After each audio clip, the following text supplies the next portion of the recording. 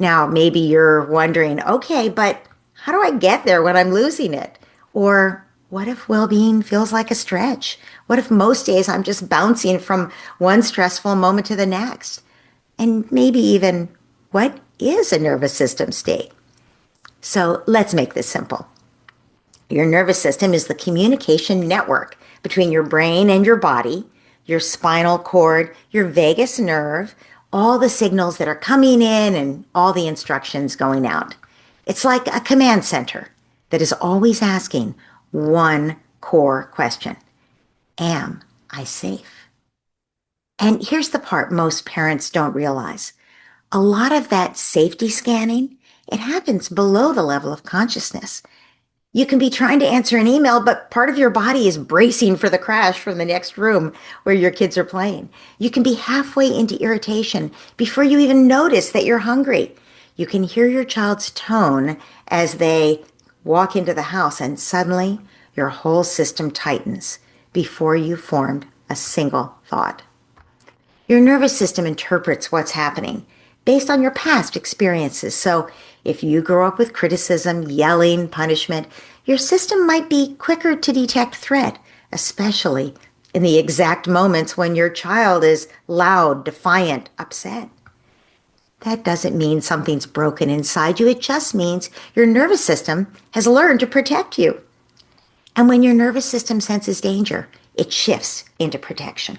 So you might have heard this as fight or flight. That's mobilization, protection. Your body gears up to act. Blood diverts to the large muscles. Vigilance increases. Digestion and learning move into the background. In that state, your mind narrows. You see problems, not possibilities. And yes, other people can start to look like the enemy when you're in fight. Sometimes, though, fight or flight doesn't seem possible, useful. It isn't effective for the problem you're facing. If you feel trapped, overwhelmed, or helpless, your nervous system might shift into shutdown. That's when you disconnect and collapse. You might feel, I just can't do this anymore. I give up. In severe forms, that can look like dissociation or depression. In everyday parenting, it might feel like going numb or scrolling or withdrawing, just going through the motions.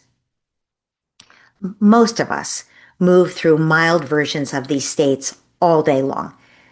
We're in a state of well-being, something startles us, we mobilize. Then we find our way back to regulation. Then we get more activated again.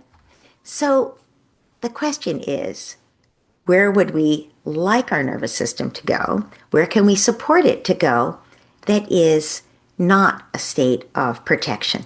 And that is the state of well-being.